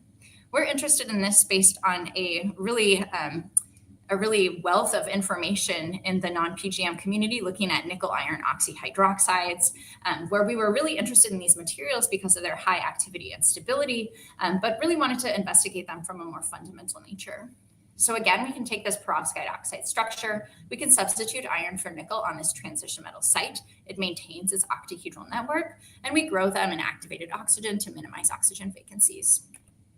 And what we can see is some actual very beautiful spectroscopy looking at the electronic structure of these materials in great detail, where what we see is that as you substitute the more as you substitute iron for the more electronegative nickel, what you actually get is your nickel is more reduced and your iron is more oxidized. And so even though nominally you would expect both of these materials to be 3+ because they have different propensities for oxygen, they have different local environments that we can see by these advanced spectroscopic methods. And so you would then expect for very small amounts of iron that these iron sites are the most oxidized in your crystalline framework. So we can again measure the activity, which we do by cyclic voltammetry. And what we see is that materials that have around 0.33 or 0.375 amount of iron per nickel site are the most active. We can also look at the nickel redox states that we can see via cyclic voltammetry. This is kind of zooming in at the pre-OER onset. And what you can see about this are two different things. One is that as you substitute iron into the material, the redox feature shifts to higher potentials. This means that it is more challenging to oxidize nickel in the presence of iron. The other thing you can see is that the intensity of this redox feature actually increases as you substitute iron. This could be explained via two things. One is that you could have some local segregation to your surface, although we don't think this based on the really beautiful microscopy that we can do. But what you do have is an increase in the amount of reduced nickel that is then able to oxidize in this crystalline framework as you substitute iron. We can also go to higher concentrations of iron. Eventually, you get a semiconducting material. This then decreases your activity. You see this really linear behavior characteristic of resistive transport in material, which we also see manifest in an increased Toffel slope. We can again look at the electronic structure of the material. We're really interested in this in our research group, although perhaps this is very far removed from eventual application. But what we can see is that this iron plays a similar role of increasing metal-oxygen covalency, just like the strontium incorporation did, although here we actually reduce our nickel oxidation state rather than oxidize it. So what would then explain the increase in activity that we observe with iron incorporation is an increase in that iron oxygen covalency, which ultimately improves OER activity. So you can then ask the question, Kelsey, you worked so hard to grow these beautiful films and you saw a little bit of amorphization on the surface. Did you just make a really fancy oxyhydroxide? And I think that's a really important question for us to ask as a community. And so what I can tell you is ultimately we're not sure. It's very challenging to characterize the terminal layer of a crystalline structure. But what we do see are persistent increases in activity compared to what you would have of, say, just a nickel iron oxyhydroxide deposited on, say, a glassy carbon substrate. So if we, this is a publication from Shannon Betcher's group by Lena Trechard. And what we did was we characterized our activity and normalized it in exactly the same way that they did and put this on this common axis of measuring turnover frequency based on nickel redox activity. And so what you can see is that this lanthanum nickel iron perovskite oxide material has an activity which is consistent with what you would get by supporting nickel iron oxyhydroxide and gold in comparison to glassy carbon. So even if we have some surface amorphization in these materials, we still think the presence of this underlying support does impact activity to some extent, more than an order of magnitude, but whether or not this is something that would eventually scale up to implications remains to be seen. The last thing that I wanted to mention before discussing then kind of opportunities for growth in this area was looking at combining these two approaches. So both incorporating strontium in the A side of our material to nominally oxidize our nickel and incorporating iron to then nominally reduce it, but both avenues increasing metal oxygen covalency. And so we have done this in a 50-50 lanthanum strontium material that then has a varying range of nickel and iron. And we subjugated these materials to then a range of different testing. So this is in line with kind of thinking about how these materials undergo different changes in redox states, like the previous presentation was discussing. So here we first do a cyclical voltammogram, which is just looking at nickel redox and eventual OER. We perform some quantification of oxygen evolution measurements at steady state, probe the nickel redox region again, and then ultimately go to lower potentials that also interrogate iron oxidation. And so what we see when we do this is that particularly when we go to these lower potentials that can investigate iron reduction and eventual oxidation in the material is that we have an increase in the presence of these nickel redox features and also a change in these reduction features, which are indicative of perhaps some segregation of nickel and iron in our oxide material. We can then quantify the activity as a function of iron content in this mixed metal oxide, looking at it for a range of these different interrogation methods. And what we see is that when we undergo this really low redox cycling that can also trigger iron redox on the surface of our material is that we have the largest increase in activity of our lanthanum, strontium, nickel iron oxide. We can then again do a cross-sectional transmission electron micrograph of these materials after cycling, when again we know exactly how many unit cells we deposit and we can count them, and that's where this line is then after the fact. We can also look at energy dispersive spectroscopy as a way to quantify and visualize the distribution of lanthanum, nickel, iron, and strontium within our material. And so what we see is after cycling, when we have strontium present in our lattice, we really promote both the restructuring as well as some loss of the lanthanum and strontium on the surface of this material, and eventually have some segregation of nickel even within the bulk of our material. So this is indicating that strontium does indeed provide a way to increase activity in our system, but it also promotes the restructuring of the surface, eventually leading to a more active material, but one that's inherently different from the one that we started with. So the last thing that I wanted to muse on a bit is looking forward to the differences that we have in our fundamental measurements of activity and stability and how these differ from applied systems. So I think that I was really inspired by the previous talk about ways to perhaps probe some of these complex cell level issues in a perhaps more fundamental and easier controlled way. So when we do our measurements, they look like this. So we have on the order of 100 milliliters of electrolyte and on the order of 0.2 centimeters squared of surface area in our material, which are flat, atomically flat surfaces. So we would call this an electrolyte excess scenario. We have 100 milliliters of, in our case, 0.1 molar ultra pure semiconductor grade KOH. This is a really controlled system in part because we have really low surface area. We also employ a reference electrode to enable us to really control the potential energy of our catalyst material on an absolute energy scale. I mentioned our surface is flat, atomically flat, and we rotate this material to avoid some aspects of mass transfer and bubble accumulation on our surface. We also do our measurements at room temperature, which is perhaps an important difference and perhaps not. And when we think about measurements at the applied scale, this is the applied cell that we have, although we haven't looked at epitaxial films in the system.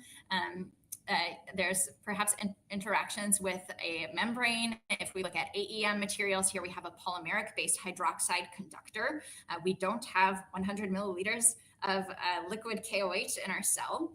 This is a 2-electrode setup, which gives then uncertainties regarding our ultimate electrode potential, something which could be a large difference in looking at mass transport, as this inherently relies on high curvature materials, so high surface area things that are rough, and a gas diffusion electrode to deal with some of those issues of mass transport, and many times operate at elevated temperatures. And so there's a large both materials and reactor gap between these two systems. We still really enjoy being able to investigate oxygen evolution activity and stability. We do ICP-MS measurements as well as looking at some of these microscopic-based reconstructions and X-ray diffraction techniques. But there's large differences between them. So I think those are some really nice avenues to look at perhaps things like interactions with the membranes at a more fundamental level, as well as some impacts of things like hydroxide ion, but also cation in these environments in the presence of carbonate that is dissolved as well. So those are the things we are really excited about looking forward. We'd love to be as inspired as we can by application, but still be able to control systems in ways that we can answer some of the fundamental science questions that we can that we're most interested in. So this is a summary of kind of what I discussed. And I just briefly wanted to thank the many people who contributed to this work. I've had some wonderful students throughout the years, particularly PJ Adiga contributed a really large amount to this work. This is funded by an NSF Career Award. And so with that, I'm going to stop sharing and I think enable us to have some broader discussion. Thank you. Thank you so much, Kelsey. Yeah, I think it was great to go back to fundamentals after we had, from startups and industries and kilograms of products, and then basically went back to the very fundamentals of seeing what's happening in a tiny flask with just a few milliliters of electrolytes. It was nice to see all the insights on working in non-PGM materials, particularly nickel and iron. So now we're gonna try to see everybody, if they could turn the cameras on, and then we're gonna go to the Q&A. We've got 20 minutes for that. So I'm going to be slightly rude, I guess, and maybe cutting you off when it comes to the answers. And first, I want to start with something that's sort of not related to what we're talking about, because we've talked about critical materials in terms of metals, but there's another critical material when it comes to green hydrogen production, which is water. And then, of course, in NML, we try to work with seawater because that way we've got more abundancy of that particular resource. So in just one or two sentences, I know this could backfire, and it's fine. In one or two sentences, how possible do you think seawater electrolysis really is at an industrial scale to make green hydrogen a reality? I think we can start with Alberto, maybe. Okay, can you hear me? Yeah. Okay, great. Well, yes, I think that seawater electrolysis is a quite exciting field because it is incredibly challenging for the materials. So as a material scientist, I think it's really worth to study and to try to apply it because, as you said, water might be a critical raw material in the very end. However, also to be a little bit critical on the field, I mean, I'm a big fan in terms of basic science, but I'm also aware of part of the literature claiming that seawater electrolysis is a solution finding a problem somehow. That means that basically the purification of water is not something so complex to do, and that increase very much the OPEX of the electrolyzer. I mean, it contributes for a few kilowatt, for less than 1 kilowatt probably, to the overall energy consumption of the electrolysis plant. But at R&D level, it's very important because the things we can learn, the new material that we can develop for sure can be very, very powerful, and for some application it can change it. And of course, if you are able to obtain good efficiency and stabilities, then of course, why not? I'm gonna cut you right there, Alberto, because we have to keep it really tight. Yeah. We only have like 20 minutes for Q&A. I'm gonna, again, one sentence from Sergio and then Kelsey, if that's okay. What do you think about seawater electrolysis, Sergio?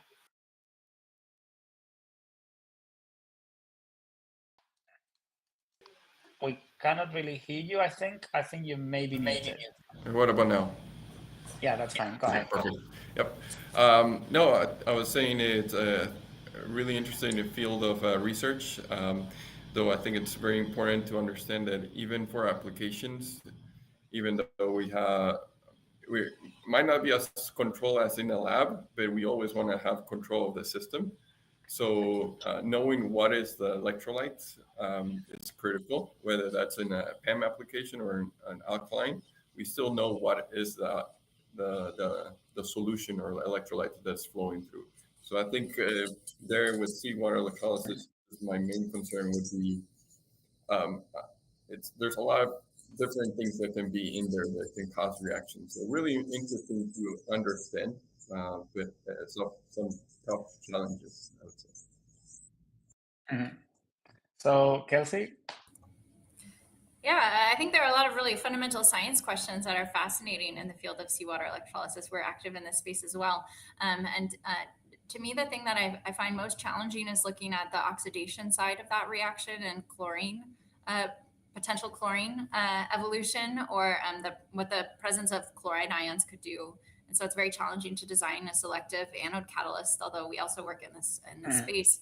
I think something to also bear in mind is that there's this broad overarching kind of theme of seawater electrolysis, and there's perhaps a subset of this which is looking at aspects that are important to seawater electrolysis, like chloride ion presence in electrolytes that might be relevant even with, say, reverse osmosis water. So you still have appreciable content of chloride ions in that feedstock, which might also have some broader relevance to things perhaps in the purview of NEL and some of these larger scale projects leveraging RO water.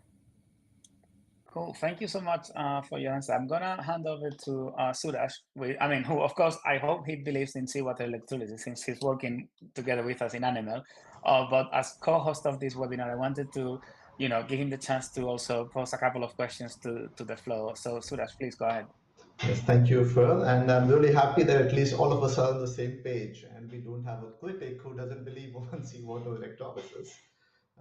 So yeah, of course, I'm part of Animals, so we do really believe in seawater electrolysis, and hopefully we will make it real in the next 4 or 5 years, or maybe so. I have a question which is sort of a very general question, and it's also fits very nicely with the theme of this webinar. What do you think?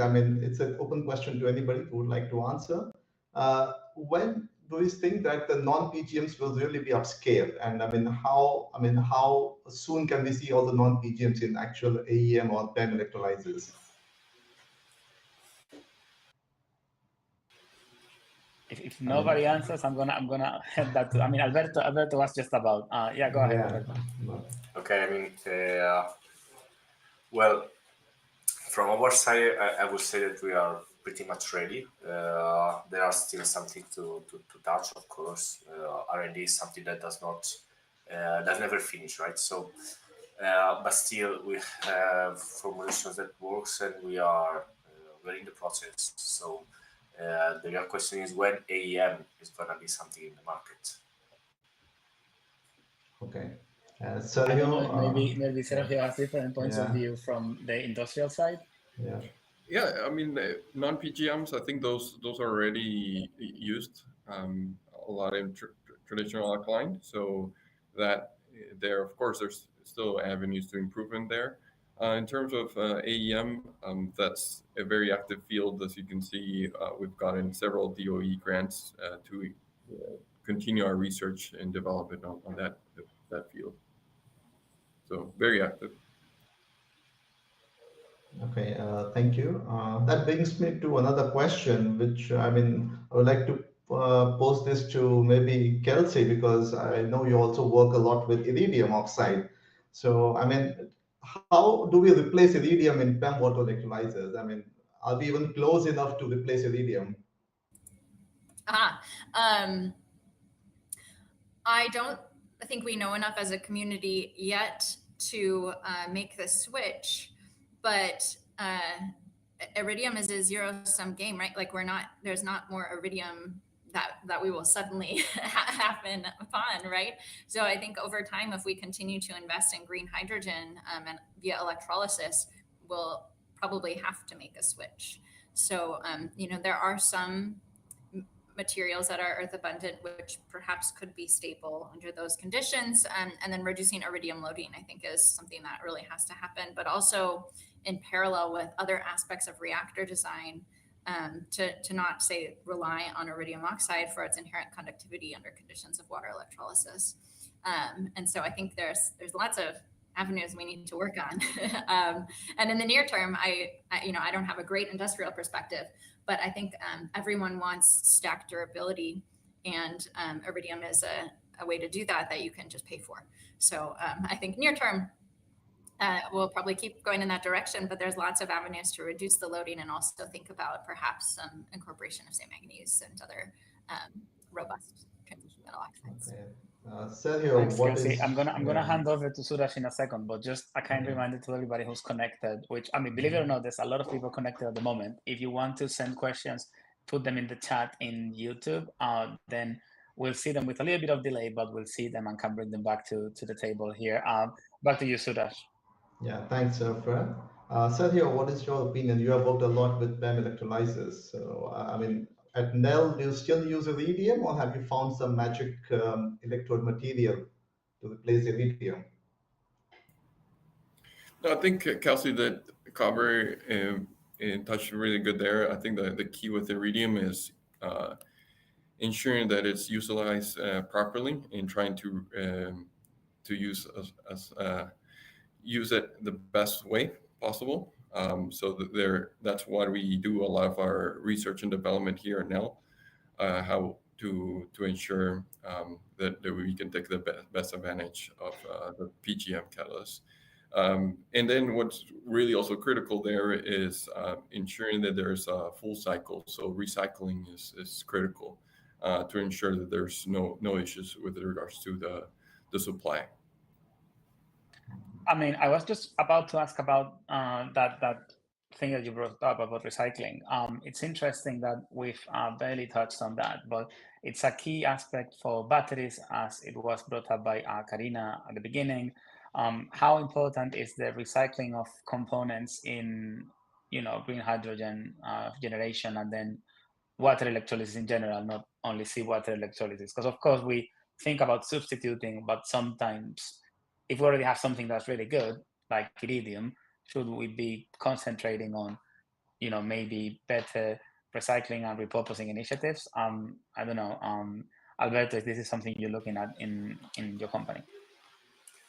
Yes, this is a very critical point about refurbishment of the coatings and the electrodes we are looking at, of course, because it doesn't make any sense to make green hydrogen and sustainability and then you waste chemicals, especially when they're so expensive. But in general, it would be a problem for every kind of metal. Again, if you imagine from my presentation, if you have to do millions of square meters of nickel is a critical raw material. It's not iridium, but it's still a critical raw material. So do you want to waste it? I don't think so. So this is a very important topic that needs to be tackled sometime. And for instance, we are actively looking at that. And then I want to also bring to the table a discussion that I think it was brought up by Kelsey a lot in her presentation about using not only one element to replace iridium or the general catalysts, but also using a combination of elements. This is quite common in the battery field, in the superconductor field, and I know that Stoerzinger, and in particular the Joseph Stefan Institute at Animal, is looking into that particular challenge within our project to try to mix and match different metals, different materials together to achieve the great properties that we have in electrolyzers now. So can you maybe comment both Kelsey and Stoerzinger on the wonders of combining different elements which are non-critical to achieve the properties of critical elements like iridium? Maybe Kelsey, would you like to go first? Yeah. Sure, happy to. So I think looking at catalyst design from a holistic perspective can be really rewarding in terms of being able to tailor what I think of as kind of changing electronic structure, but you could think of it more broadly as just performance, right? And so the periodic table is limited, but has a large number of combinations and permutations. So I think it's a really great thing to explore. There's lots of aspects that are interesting there. What that does to stability, I think, is another question that we should probably always keep in our minds as well, because usually metals, even though they might form a really nice alloyed structure, still have different properties when you get to their ability to undergo redox events and corrosion at the surface. And so there's a lot of both avenues of promise and also some additional kind of caveats to look at in those systems. Yeah, I mean, I completely agree with what Kelsey said. And also, if you look at Sergio's presentation, he showed a slide where he showed that the bimetallic catalyst, as it always performs better. So yeah, I mean, I would say it is the easiest way to improve the performance of a catalyst because it changes the electronic structure and a lot of different properties change when you have these multi-metals. But yeah, as what Kelsey said about stability, but it also poses challenges when you try to recycle these metals because you have different combinations in different compositions, separating them, recycling them. I mean, we haven't reached that far yet, but yeah, this is going to be a real challenge if we keep using these multi-metals. But again, we cannot stop using them. Yeah, it's a very nice point that you brought up, the terms of separating them afterwards. Yeah. Now we've got a big mess in other fields like electronics when we try to recycle them and trying to recover the different materials that have been put together before that. I think Kelsey just brought up stability. You talked a little bit about that in your talk, but I want to sort of poke Alberto and Sergio a bit more on stability at the medium and big scales. So what are the key sort of players, the KPIs that you're looking for in terms of stability? Is it only the electrode coatings? Is it the corrosion factors? What are you looking at when you're looking to stabilize a catalyst and stabilize an electrolyzer in the big scale? Maybe we can start with Alberto in the startup and then go to Sergio in the big industrial scale. Well, what I can tell you is that stability is the number one biggest critical issues on the topic of the entire electrolysis, because the last thing you want to do is to open the electrolyzer every other day to change the electrodes or membranes, and so actually stability applies to every single component of the stack. Especially if, for instance, I think about the EM electrolysis, the membrane is not very stable. It's not as stable as the diaphragms in alkaline electrolysis. However, stability is an issue. Stability is something that needs to be checked and studied really in depth, because it depends on how you use the electrolyzer. Stability is not a parameter that exists per se. It depends on how you use the electrolyzer, how you use the electrodes and the membrane. So here, if there is something that I think I'm missing from the scientific work, and I'm missing a common agreement about what kind of protocols to do to test and to be sure that what you're looking at the laboratory scale easily translates to real operations. And there is something that currently is not in place. For this reason, and this is why I insisted so much during the presentation, we made many different tests, many different protocols, because you need to test every single thing. And still, again, there is need of a larger agreement between all the players in the field. Sergio, what are your thoughts on stability and scalability? Oh yeah, stability is critical. I mean, as a manufacturer, our products have been in the field for over 10 years, many times, and we receive them back and they run perfectly. So it's always nice to see that. It's one of the most important things for sure in electrolyzers. Of course, as it was brought up, it depends a lot on how the other components interact with in the whole system. So that's why we focus here on trying to ensure that our products always meet the requirements of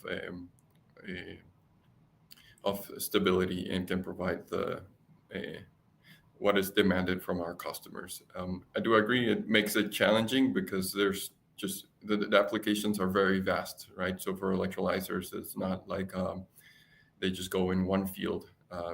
So I think as electrolyzers are applied to different fields, I think that makes it challenging, but I think it opens a lot of opportunities also for understanding what are those what are the issues with the stabilities and what can cause that to be not the case.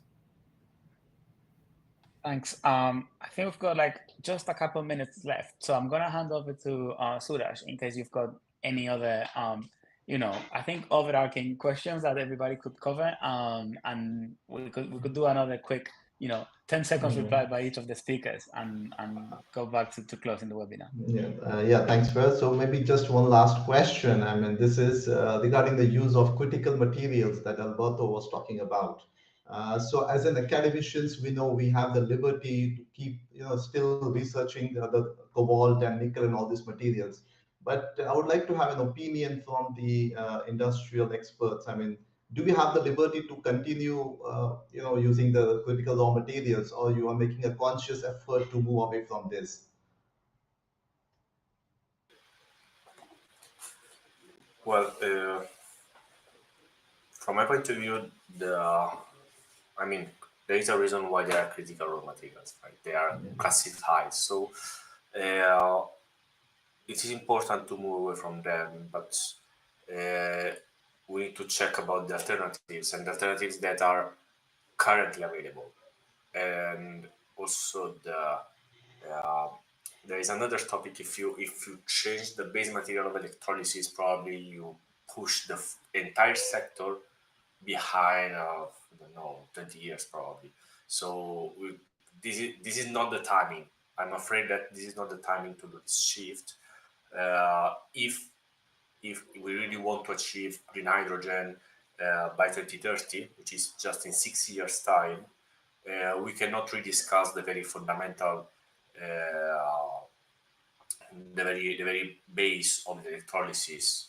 It is true that as innovating company, a company with a strong innovation background, and I think NEL is the same. I mean, all of those companies in the green hydrogen area has a strong R&D behind. So I think that all of us is looking for alternatives, but something that works as good as, and it is completely CRM free, PGM free, everything free. I don't see it viable for implementing today in a market that does not exist yet. So we are aware of the problem, and we are studying different things. But for sure, we will not get rid of nickel, for instance, in the next years. I just don't see it. Sergio, what's your opinion on this? I mean, at NEL, are you moving away from critical raw materials? Or? I think it's, as I mentioned earlier, I think the most important thing is to make sure that any of the materials that are used as best as possible. So that's why it's very important to the R&D work, all the work that's going, and all the work that this talks are really targeting to. That's critical. It helps just the whole community move forward. So that's very important. And as I mentioned earlier, we're discussing looking at the full cycle is always the most important thing also. So recycling of those will be I think the best way. Kelsey, maybe a quick comment from you. Yeah, I think, fundamental science has a really great aspect to perhaps contribute to lowering loadings and really utilizing small amounts of critical materials. So I think lots of opportunities from all the different perspectives. Yeah, I mean, I do think that fundamental science has a lot to say. I mean, not that long ago, perovskite solar cells didn't even, exist, and now we see some of them already in like rotor production. I know it's a very biased example and very specific and cherry picking, but we may see something that comes up from fundamental science that then gets applied quite quickly. Thanks to startups like Jolt that then transfer it to big companies like NEL. So I think the work of you all is really more interconnected than we can really tell maybe from the presentations, but it's been really nice to hear from everybody. I don't know if any of you have any particular closing remarks or anything that was left unsaid that you want to say about non-PGM catalysts.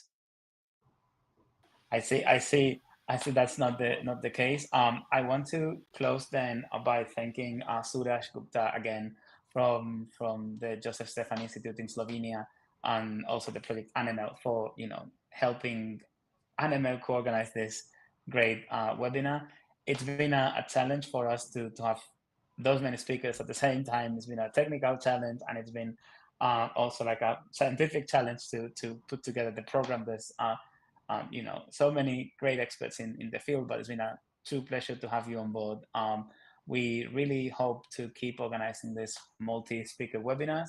And then for everybody watching, we will also organize regular webinars with 1 or 2 speakers in the following weeks. Probably in the following month, we've got another one coming up. So stay tuned to our newsletter and webpage and social media for information on that.